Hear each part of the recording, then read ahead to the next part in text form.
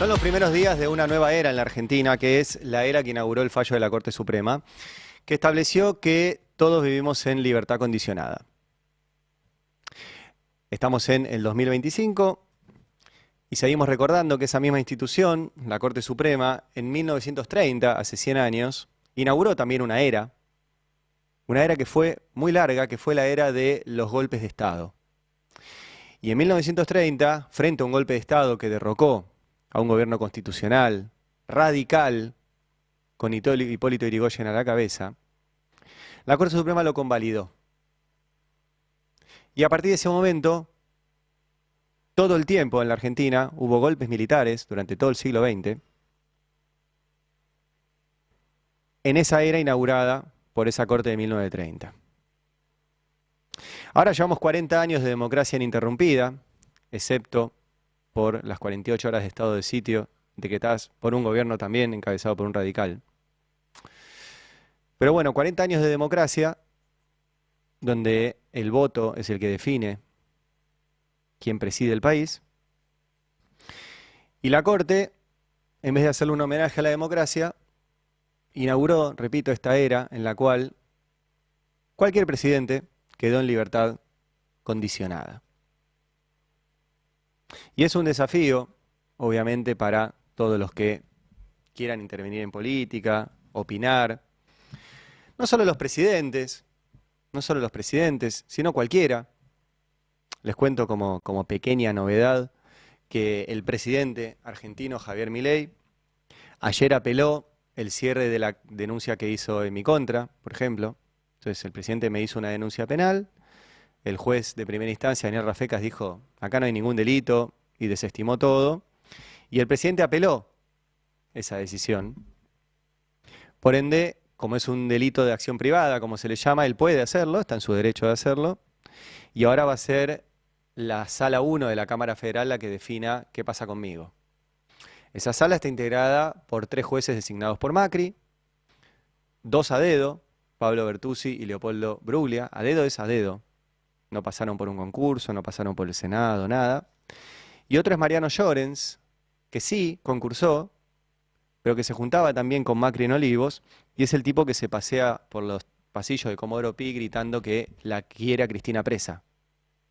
Bueno, hoy, en estos días, debe estar festejando de que Cristina va a ir presa. Esos son los jueces que van a tomar mi caso. Y es un caso también de amedrentamiento, de atentado a la libertad de expresión. Que repito, no es conmigo, la libertad de expresión no es un tema individual, a mí no me va a cambiar todo lo que digo, de hecho voy a seguir diciendo que estos jueces no deberían estar ahí y que hagan lo que quieran con mi expediente, no va a cambiar un centímetro lo que yo diga, pero no es individual. Lo que eso puede generar es que haya otros periodistas que se autocensuren y que tengan miedo de que un presidente te ataque. Y la Corte, con lo que hizo con el fallo de Cristina, obviamente tiene una parte individual, que es que el cuerpo de Cristina es otra vez atacado, y la obra de Cristina es otra vez atacada, pero tiene un sentido colectivo. La libertad política de Cristina no es individual, es colectiva. Mi libertad de expresión no es individual, es colectiva. Y todo este tipo de cuestiones lo que están haciendo es generar miedo. Por eso vivimos en esta nueva era de libertad condicionada, de la cual vamos a hablar dentro de 100 años. Así como seguimos hablando de la era de los golpes de Estado inaugurado por la Corte Suprema en 1930. En medio de esto, hay 2 temas para mí que son los centrales, junto obviamente con la condena confirmada a Cristina. Uno es la deuda. El ministro de Economía, Luis Caputo, en estos días volvió a anunciar que va a tomar deuda de acá a fin de año, 9.000 millones de dólares. Ayer ya encajó 2.000 millones de dólares. Se suma a todo lo que obtuvo del Banco Mundial, del Banco Interamericano de Desarrollo, de bancos, de privados, del FMI y del FMI en su anterior gestión. Ahora en un rato voy a repasar los números. Y se suma también a un presidente, y ese es el otro tema que creo que hay que ponerle mucha relevancia, que está en estos momentos en Israel y que nos pone en peligro.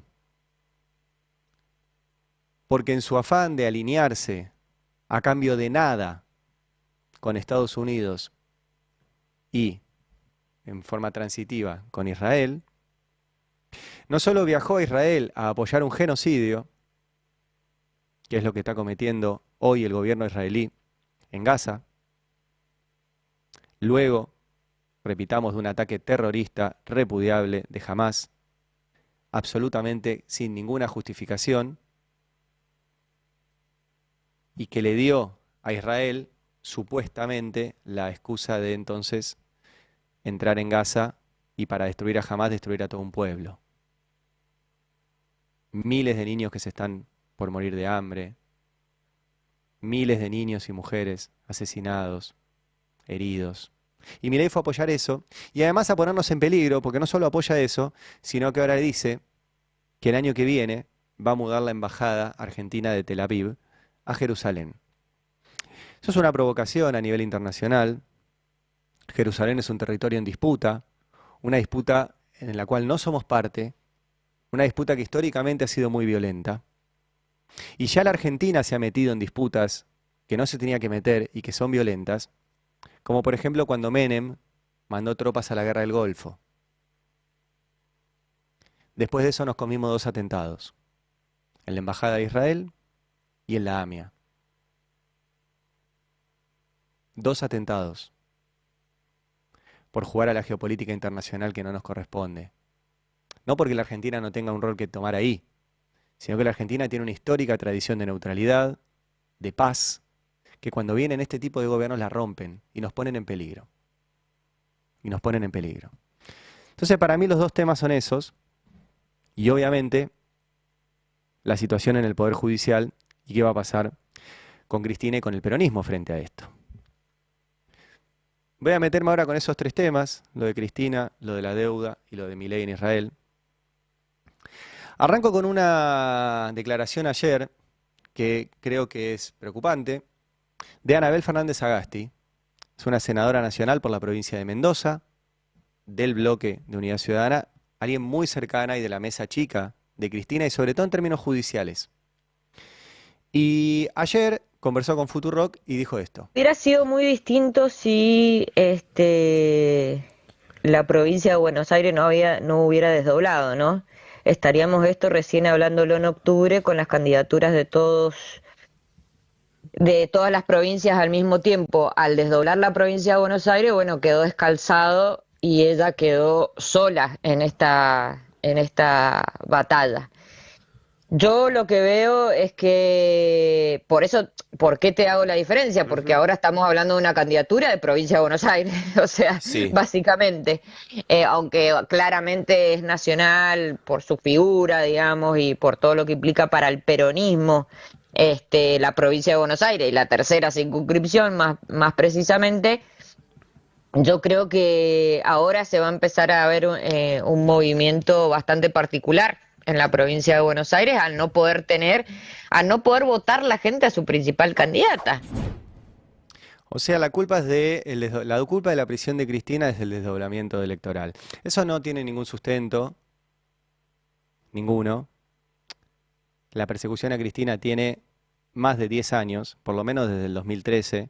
No había ni interna, ni desdoblamiento, ni elección, nada de eso. De hecho, Kicillof era su ministro de Economía. Em, entonces no se entiende el objetivo de, en este momento, donde más allá de las diferencias de estrategia electoral, siempre ha sido clara la posición de Axel Kicillof de acompañamiento, de repudio, estuvo acompañando a la Cristina en todo esto, salir a instalar que la culpa de que Cristina haya sido condenada es de Axel Kicillof por desdoblar las elecciones. Siguiendo ese argumento, si no las hubiera desdoblado, simplemente se hubiera atrasado un par de semanas, porque también hubiera estado en discusión si Cristina era o no candidata para las nacionales de octubre. Es problemático que en el peronismo no dure ni 24 horas sin reflotar esta situación. Y estos no son jugadores sueltos. Acá no existen los jugadores sueltos. Lo dice porque quiere decir eso. Vamos a escuchar ahora a Carlos Beraldi, ¿sí? El abogado de Cristina, que ayer, frente a toda esta situación, habló con la prensa y dijo esto. Si van a preguntarme de manera sistemática si tiene miedo, eso yo ya lo contesté. Ella es una dirigente política, no tiene miedo y se va a presentar y va a cumplir con todas las imposiciones o disposiciones que se dicten en los tribunales, como lo hizo en los últimos 10 años. No es una novedad y eso no va a cambiar por lo que ha hecho la Corte el día de ayer. ¿El Comodoro Pi automáticamente puede quedar en prisión domiciliaria o va a pasar por una alcaldía? Esas son por el momento situaciones que no se han definido, así que no puedo yo hacer una afirmación o no. Como se dice políticamente, ¿usted cree que este fallo también proscribe a Cristina Fernández? Yo no tengo duda de que es una reacción inmediata a la postulación que ella hizo. Jamás la Corte resolvió un caso de esta envergadura en tan pocos días. En estos momentos la discusión, repito, es si Cristina va a tener que cumplir su prisión en una cárcel común o en una prisión domiciliaria. Las operaciones son muy fuertes. Hay un sector, que es el sector que está detrás de la condena, que no es gente propia, sino que es Héctor Mañeto, la Asociación Empresaria Argentina, la Embajada de Estados Unidos, Mauricio Macri, Javier Milei. Tiene enemigos muy poderosos, Cristina. Bien ganados. Bien ganados. Y que son los que están ahora terciando a ver qué pasa. Hasta dónde la maltratan. Hasta dónde la manosean. ¿Se le va a poder poner un límite a eso? Bueno, es una de las cuestiones de estos días. Es muy interesante lo que pasó ayer con José Luis Espert. Vamos al video 111, Fer. Porque envalentonado en todo esto, ayer Espert daba una charla en un congreso de comunicación política. Y en este contexto, en lo cual se confirmó la condena a Cristina, dijo esto respecto de Florencia Kirchner, la hija de Cristina, y escuchen cómo lo repudió el auditorio. En mi vida, ¿no? En el 2012, hacía meses que estaba y le digo, ¿cómo no va a estar amargada si soy la hija de una gran puta? Hija de una gran puta, entonces... ¿No gustó eso? Ah, bueno, eso fue lo que escribí. Eso fue lo que escribí. No digo que esté perfecto.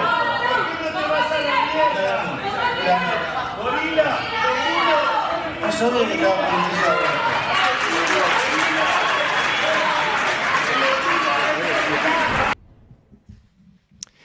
Hablaba de Florencia Kirchner, que estaba hablando de un tuit viejo de él, que decía que estaba amargada, que estaba mal. Efectivamente, toda esta persecución a la familia Kirchner le generó a Florencia Kirchner problemas de salud graves. Graves. A Florencia Kirchner la acusaron de integrar una asociación ilícita desde que ella tenía 13 años. Así lo escribió el juez Bonadío. A Florencia Kirchner se le formuló imputación por haber tomado parte en una asociación ilícita en calidad de miembro que funcionó al menos desde el 8 de mayo del 2003 y el 14 de diciembre de 2016. Organización criminal de la que formaba parte y a la que ingresó tras la muerte de su padre. Ocurría el 27 de octubre del 2010. Esto está escrito en una causa judicial. Y Espert ayer, retomando esto, recuerda un tuit que le dijo: sos su hija de una gran puta. Y el auditorio lo repudió. Y no era un auditorio peronista, si quieren. Era un auditorio de un congreso de comunicación política que funciona en la Universidad Católica. Pero están en esa. Ayer hubo mucho en la televisión. Por ejemplo, Eduardo Feynman, que el día que se conoció la condena a Cristina celebró con un champán. Y ayer dijo esto. Delincuentes pesados. Por ejemplo, Videla, ¿no? Ese horroroso tipo que terminó muriendo cagando en un inodoro. Me encantó. ¿Y por qué no con Cristina? ¿Por qué no? Si los dos son horrorosos. Uno por robar bebés, matar gente, torturar, tirarlos al río, y la señora esta por robar. A mí me encantó ver la imagen de Videla morir cagando en un inodoro. No le deseo lo mismo a Cristina, obviamente, pero ¿por qué no las mismas condiciones? ¿Por qué un delito sí, otro no? Yo entiendo que Feynman es abogado, o dice serlo. Hay muchas diferencias desde lo jurídico, un crimen de lesa humanidad, frente a un delito por el cual fue condenada Cristina, que es administración fraudulenta. Ni siquiera fue condenada por robar, sino por administrar fraudulentamente dinero del Estado. No fue condenada porque le fue a ella. Así que ni siquiera fue condenada por robar, hasta eso es mentira. O sea, la condena es trucha y no fue por robar. Y está hablando de comparar a una expresidenta que entre tantas banderas por las cuales la odian fue sostener la política de memoria, verdad y justicia. Uno de sus legados, no para ahora es todo chiquitaje. En 100 años se va a hablar de que Cristina sostuvo la política de memoria, verdad y justicia, que permiten que tengamos un país. Y retomó y abrazó a las madres, a las abuelas y a los hijos en esa política y permitió desde el Estado Nacional que avanzaran los juicios por delitos de lesa humanidad, entre los cuales estaba Videla, que murió efectivamente en una cárcel común como le corresponde a los genocidas, que asesinaron, que torturaron, que violaron mujeres, que robaron bebés. Todo para implementar un plan económico.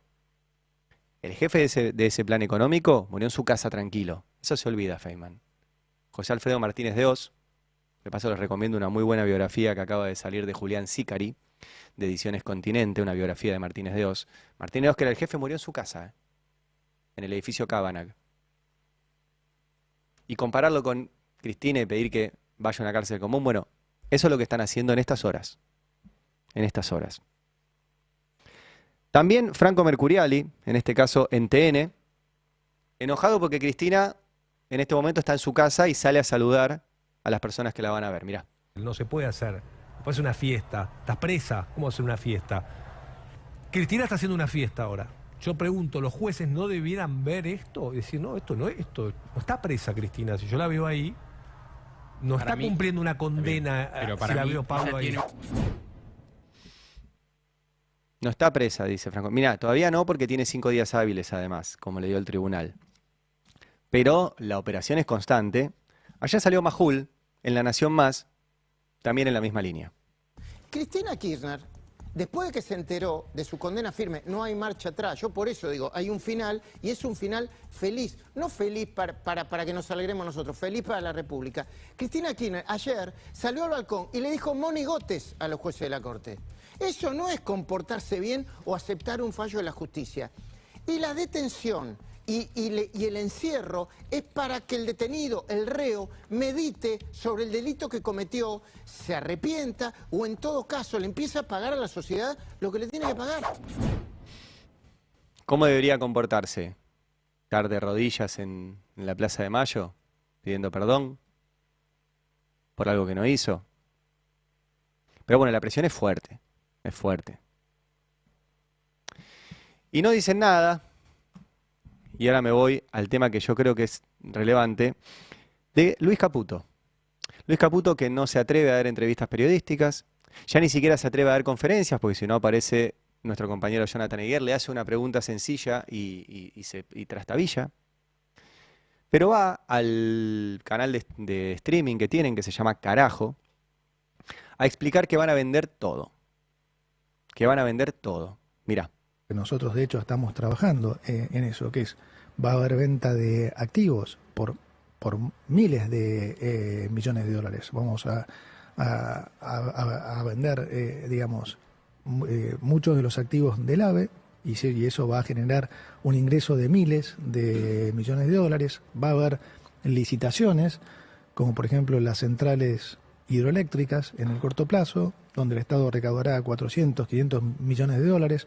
Van a haber también privatizaciones, o sea, la forma en que acumulamos reservas la decide el gobierno nacional y son, como dijimos, diferentes formas. No es necesariamente que el tipo de cambio tenga que ir al piso de la banda, ¿sí? Lo que venimos diciendo, el gobierno dijo que para mayo iba a haber 50.000 millones de dólares en el Banco Central. Estamos ya a mitad de junio y no están ni cerca de ese número. No acumulan reservas ni siquiera en el momento de cosecha gruesa. No compran dólares, por ende todo el tiempo van a ir cayendo. Pero además lo que dice Caputo es que van a vender cosas del Estado y van a ingresar miles de millones de dólares. Miren, el ABE, que es eso que menciona, es la Agencia de Administración de Bienes del Estado. Eso tiene terrenos. Esos son negocios inmobiliarios enormes, pero no son de miles de millones de dólares. Un terrenito, 10 millones de dólares, hacen una torre, la vende Caputo Hermanos, etc. ¿Sí? Eso no entra en miles de millones. La única forma de que entren miles de millones de dólares por vender cosas públicas son YPF y el Banco Nación. YPF no la pueden vender, tienen que pasar por el Congreso, pero lo quieren hacer. Y el Banco Nación tampoco se puede porque ya lo frenó la justicia. Pero lo quieren hacer, lo quieren transformar en una sociedad anónima y después venderlo. Después están las acciones que tiene el Fondo de Garantía de Sustentabilidad de grandes empresas. No suman miles de millones de dólares, pero es una guita. No hay nada más que valga miles de millones de dólares. O sea que está mintiendo. Para no decir que la única forma de ingreso que tiene él y de sostener este plan económico es con deuda. Deuda y deuda. Voy a mostrar las placas que hace un rato mostramos con Can Devoto para que vean la locura de la deuda que está tomando Caputo y que debería ser, si no fuera por la otra locura que es meter en cana a Cristina, debería ser este el tema. Porque la libertad condicionada es para que nadie se atreva algún día a desconocer esta deuda o a hacer otro plan económico que no esté basado en tomar deuda. Porque lo único que sabe hacer Caputo es tomar deuda. Mirá los datos, vamos a repasar las placas. Solo ayer, nueva deuda con bancos, que es el sector del que viene Caputo o al que pertenece Caputo. Nuevo repo por 2.000 millones de dólares. Solo ayer, ayer. 2.000 millones de dólares a una tasa superior al 8% anual en dólares. Este año, Caputo, 20.000 millones de dólares con el FMI. 6.100 millones de dólares con el Banco Mundial y el BID, que nos van a dar más, pero ese año que viene, este año. Y 1.000 millones ya de otro repo, que eso por los bancos que se lo fumaron en 2 segundos. Solo este año, 27.100 millones de dólares. Más los 2.000 de ayer, 29.100 millones de dólares. Durante el gobierno de Macri, porque esta es la segunda gestión de Caputo. Por eso yo creo que el gobierno de Macri fue el peor de la democracia, porque es esto. 9.300 millones de dólares a los fondos buitre. 65.980 millones de dólares de emisión de deuda en dólares. 2.750 millones de dólares con el bono a 100 años. Que quiero aclarar algo, todo esto es a 100 años, no solo ese bonito. Ese bonito fue una tremenda estafa porque es puro intereses y ya se lo van a cobrar dentro de poco. Pero todo esto es a 100 años, no vamos a salir en 100 años de esto, a no ser que venga un gobierno que se plante en serio y lo desconozca. Y los 4.600 millones de dólares con el FMI, que eran en realidad 57, pero cuando llegó Alberto Fernández dijo no me manden más. Entonces vamos al total que nos cuesta Caputo.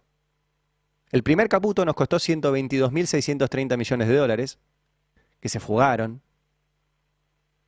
Y el segundo Caputo nos cuesta 29.100 millones de dólares. O sea que Luis Caputo nos cuesta a los argentinos 150.000 millones de dólares en total. 150.000 millones de dólares en total. Esto es robarse un PBI. Esto es robarse un PBI. Esto es miseria planificada. Y está impune.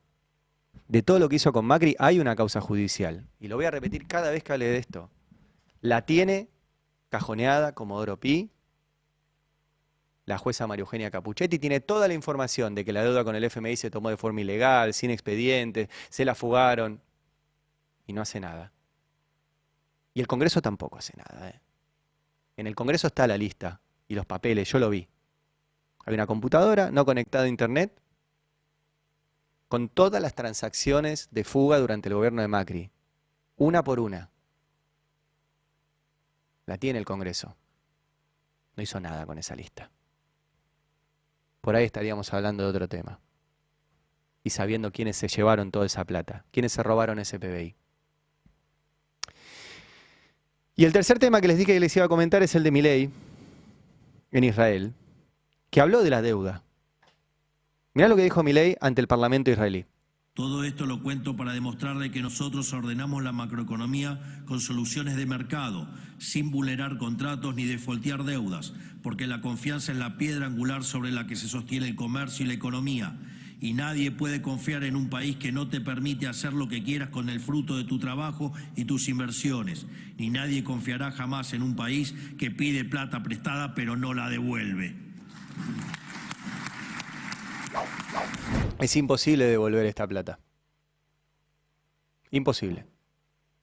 A no ser que seamos una colonia, esclavos. Y ahí sí, todo lo que salga de acá se lo devolvemos. Ahora, todo esto que hizo Caputo no se puede devolver. No se puede, ¿no? No, bueno, la seguridad, no sé qué, que uno no puede proponer eso, que se queda fuera del mundo. No se puede. Por ende, o no se devuelve, o nuestra relación con el mundo va a ser de colonia. Y esa es la gran discusión de cara al 2027. Milei, que fue a Israel a apoyar un genocidio, como les dije hace un rato, a recibir un premio por apoyar ese genocidio, aprovechó para hablar de que van a seguir recortando en el Estado Nacional. Mirá.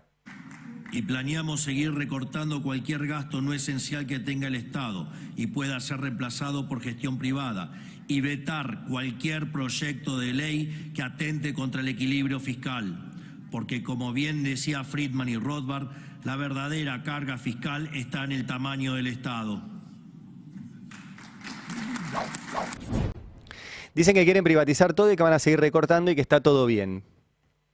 Yo quiero mostrarles algo, no sé si hacerlo o no hacerlo porque es pasar la publicidad de una tarjeta, pero me parece muy significativo porque todos hemos crecido con la publicidad de Mastercard, que dice, para todo lo demás existe Mastercard. O sea, Mastercard era, tenés tarjeta para divertirte, ¿no? Bueno, eso eran los gobiernos que funcionaban mal, que se robaban un PBI, ¿no? Para todo lo demás existe Mastercard. Bueno, ayer me manda un amigo economista, me dice, mirá qué loco, Mastercard cambió su publicidad. Y ahora la publicidad es el día 27 del mes. Cuando no llegás, tenés la tarjeta. Mirala porque es muy notable. Día 27 del mes. Día 27 del mes con Mastercard. Disfrutá el mes de principio a fin sin importar cuándo cobrás. Porque con Mastercard tenés beneficios en gastronomía, supermercados, farmacias y mucho más. Conoce más en mastercard.com.ar. Vivir sin importar el día del mes. Priceless. La primera escena es la heladera vacía. La primera escena es una heladera con creo que había unas uvas, un limón, no sé qué. Típica escena de la heladera vacía, el 27 del mes. Eso está pasando. Mientras Milei recorta, toma deuda. Las empresas ya dicen que no se llega a fin de mes. Bueno, 9 de la mañana.